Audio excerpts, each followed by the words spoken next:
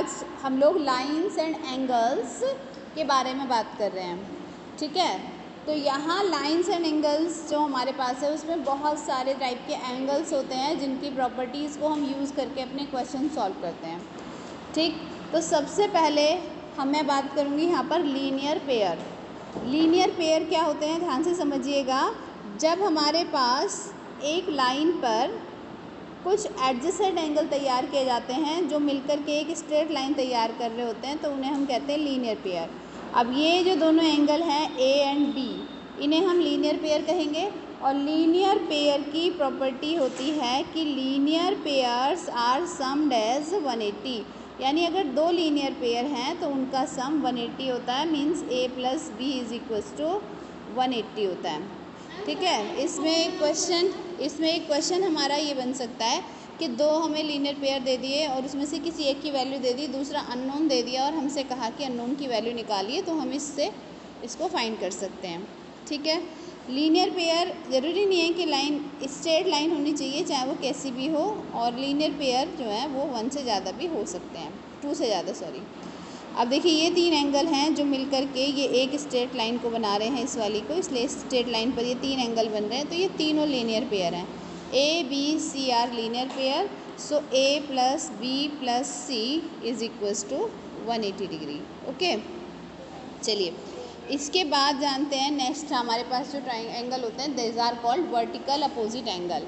Vertical opposite angles को हम इस एक्स लेटर से ध्यान रख सकते हैं, जहाँ पर एक्स लेटर बनता है और एक्स लेटर के कॉर्नर में आप एक दूसरे के आमने सामने जो दो एंगल होते हैं, इन्हें हम बोलते हैं वर्टिकल अपोजिट एंगल।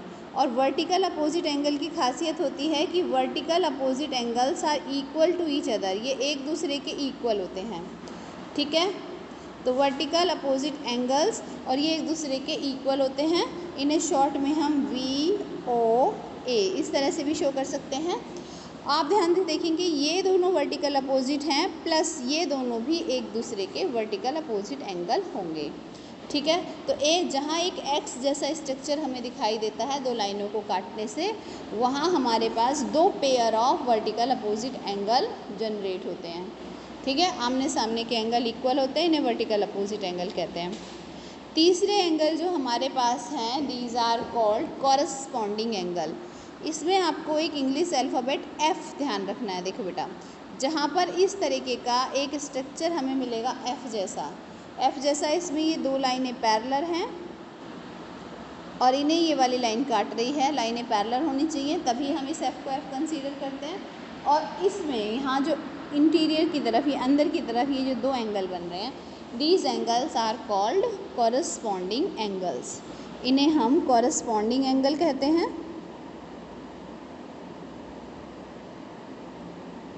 मैम कौन कौन से एंगल हैं? कॉरस्पॉन्डिंग एंगल्स, ठीक है। कॉरस्पॉन्डिंग एंगल्स कौन से, एक ये वाला जो हमारा अंदर की तरफ बन रहा है और दूसरा यहाँ जो अंदर की तरफ बन रहा है, इन दोनों एंगल्स को हम कॉरस्पॉन्डिंग कहते हैं। ऐसे F जैसे स्ट्रक्चर हमारे पास 4 काइंड्स के मिल जाते हैं। 4 तरह के कैसे, देखिए ये स्ट्रक्चर हमारा ऐसे भी हो सकता है, तो ये दोनों एंगल कॉरस्पॉन्डिंग हो गए। ये स्ट्रक्चर हमारा ऐसे भी हो सकता है, तो ये दोनों एंगल कॉरस्पॉन्डिंग हो गए। ये स्ट्रक्चर हमारा ऐसे भी हो सकता है, तो अब ये दोनों एंगल कॉरस्पॉन्डिंग हो गए। और ये स्ट्रक्चर हमारा ऐसे भी हो सकता है, तो ये दोनों एंगल कॉरस्पॉन्डिंग हो गए, ठीक है। इस तरह से हमारे पास 4 शेप में ये स्ट्रक्चर मिलेगा और ये 4 तरह से कॉरस्पॉन्डिंग एंगल को हम रिकॉग्नाइज़ कर सकते हैं। कॉरस्पॉन्डिंग एंगल की खास बात होती है कि ये आपस में इक्वल होते हैं। Corresponding angle are equal to each other. इसके बाद नेक्स्ट हमारे पास जो आता है, कॉरस्पॉन्डिंग एंगल के बाद में नेक्स्ट आता है ऑल्टरनेट इंटीरियर एंगल। देखिए यहाँ पर एक Z जैसा स्ट्रक्चर हमारा बनता है इस टाइप से। ये जो Z लाइक स्ट्रक्चर होता है इसे हम कहते हैं alternate interior angle. Alternate interior angle में ये जो अंदर की तरफ एक दूसरे के अपोजिट डायरेक्शन में, एक इधर तो दूसरा इधर, ये जो दो एंगल बनते हैं इन्हें ऑल्टरनेट इंटीरियर एंगल कहते हैं। और ऑल्टरनेट इंटीरियर एंगल आपस में एक दूसरे के क्या होते हैं, इक्वल होते हैं। ऑल्टरनेट इंटीरियर एंगल, ठीक है, और ये आपस में एक दूसरे के इक्वल होते हैं। ठीक है, चलिए जी, ऑल्टरनेट इंटीरियर एंगल में z जैसा स्ट्रक्चर बनना है, z उल्टा भी बन सकता है, हम इसे भी z ही कंसीडर करते हैं। अगर हमें ऐसे स्ट्रक्चर मिल रहा है तभी भी ये दोनों एंगल ऑल्टरनेट इंटीरियर एंगल ही कहे जाते हैं। चलिए, इसके बाद हमारे पास जो नेक्स्ट स्ट्रक्चर है, अब ध्यान से देखेंगे कि अगर हमारे पास ये दो लाइनें पैरेलल हैं और इन दो पैरेलल लाइन को एक ट्रांसवर्सल लाइन कट कर रही है, तो यहाँ पर देखिए, एक बात ध्यान देखें, देखिए ये एंगल ये और एंगल ये दोनों एक्स के स्ट्रक्चर में आमने सामने आ रहे हैं, तो इन दोनों एंगल्स को हम क्या कहेंगे? Vertical opposite angle. ठीक है, इसी तरीके से यहाँ भी आपके वर्टिकल अपोजिट एंगल बन रहा है।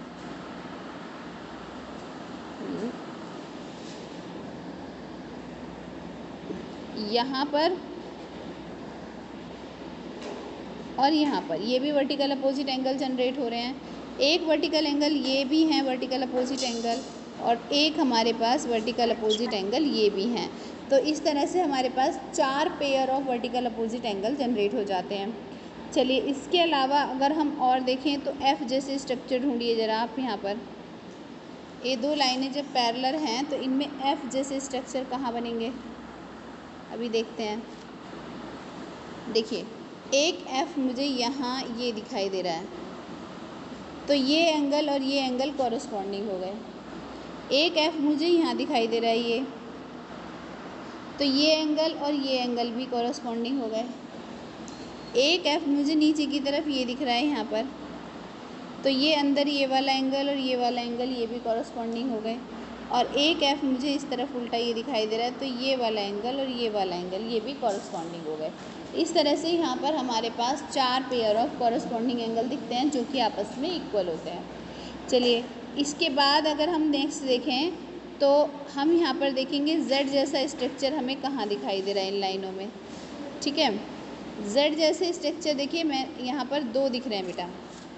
एक स्ट्रक्चर जो हमें z लाइक दिख रहा है वो ये देखिए, यहाँ से गए इधर आए और ये यहाँ चले गए। ये जो स्ट्रक्चर हमें दिख रहा है ये z लाइक स्ट्रक्चर है, और यहाँ ये जो इधर कॉर्नर पे एक एंगल बनेगा, एक इधर बनेगा, इन्हें बोलेंगे alternate interior angle. Alternate interior angle, और ये ऑल्टरनेट इंटीरियर एंगल एक तो ये पेयर बन गया हमारा, एक और बनता है हमारा ऑल्टरनेट इंटीरियर एंगल का पेयर। देखिए, एक z ये भी दिख रहा है मुझे,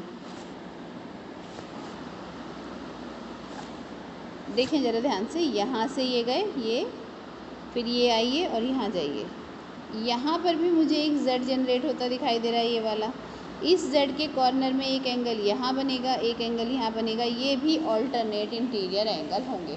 ठीक है, तो 2 pair of alternate interior angle बन गए। इसके बाद कुछ और एंगल्स भी हैं हमारे पास जो हमारे यहाँ पर पैरेलल लाइन से बनते हैं।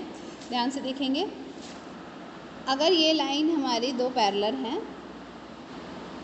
और इन्हें ये ट्रांसवर्सल कट कर रही है, तो एक तरफ के अंदर की तरफ जो एंगल होते हैं, एक साइड के अंदर की तरफ, इन्हें हम इंटीरियर एंगल बोलते हैं। क्या बोलते हैं?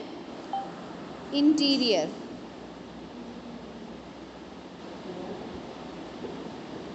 इंटीरियर एंगल बोलते हैं। और इंटीरियर एंगल की खास बात क्या होती है कि इनका सम 180 होता है। इंटीरियर एंगल का सम 180 डिग्री होता है। एक इंटीरियर एंगल यहाँ जनरेट हो रहा है, इधर भी ये जो दोनों हैं इन्हें इंटीरियर एंगल बोलेंगे। ठीक है, तो इंटीरियर एंगल का सम कितना होता है? 180। अब नेक्स्ट एंगल की बात करते हैं, एक्सटीरियर एंगल। देखिए, जब हमारे पास ये दोनों लाइनें पैरेलल हैं और इन्हें एक ट्रांसवर्सल कट कर रही है इस तरह से, तो यहाँ जो बाहर की तरफ एंगल बनेंगे ये दोनों आपस में एक्सटीरियर कहे जाते हैं, और एक्सटीरियर एंगल का सम भी 180 होता है। ये इंटीरियर और एक्सटीरियर एंगल बेटा आपस में इक्वल नहीं होते, बल्कि इनका सम क्या होता है? 180 होता है। इनका सम 180 होता है। ठीक है, एक्सटीरियर एंगल इनका सम हो जाता है 180 डिग्री। क्लियर हो गया? ठीक है, ऐसे ही एक्सटीरियर एंगल हमारे यहाँ भी जनरेट हो रहे हैं, इधर की तरफ और इधर की तरफ, ये भी 180 डिग्री इनका भी सम होता है। ये एक्सटीरियर एंगल होते हैं। चलिए एक क्वेश्चन करते हैं इसकी हेल्प से।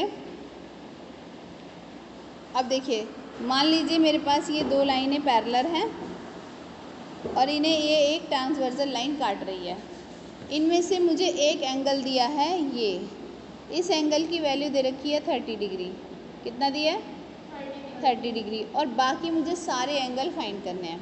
देखिए अगर ये वाला एंगल 30 डिग्री है तो ये इसके जो सामने है वर्टिकल अपोजिट एंगल होगा और ये भी 30 डिग्री हो जाएगा। हो जाएगा? चलिए अब ये 30 है और ये वाला एंगल इसका ऑल्टरनेट होगा। दिख रहा है? ये और ये आपस में ऑल्टरनेट होंगे। तो अगर ये 30 है तो ये भी 30 हो जाएगा। सही है?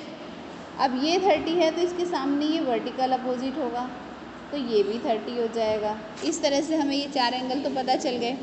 आप ज़रा ध्यान से देखो और ध्यान से देखिएगा कि यहाँ पर ये 30 है और ये वाले को अगर मैं x मान लूँ तो ये दोनों 30, ये वाला 30 और ये वाला x, ये दोनों क्या हैं? लीनियर पेयर हैं। लीनियर पेयर हैं तो x plus 30 is equal to 180 होता है। तो यहाँ हो जाएगा हमारा x plus 30 is equal to 180। अब इससे x की वैल्यू आ जाएगी हमारी 180 सॉरी, तो x की वैल्यू हमारी 150 आ जाएगी। तो इस तरह से ये एंगल हमारा कितना हो गया? 150।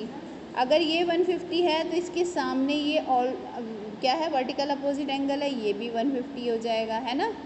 और ये एंगल और ये वाला 150 और ये वाला एंगल ये कैसे हैं? ये दोनों ऑल्टरनेट हैं, ये एंगल और ये एंगल, तो ये भी 150 हो जाएगा। और ये वर्टिकल अपोजिट हैं तो ये भी 150 होगा। इसलिए एक एंगल पता होने भर से ही हम इसके सारे एंगल फाइंड कर सकते हैं।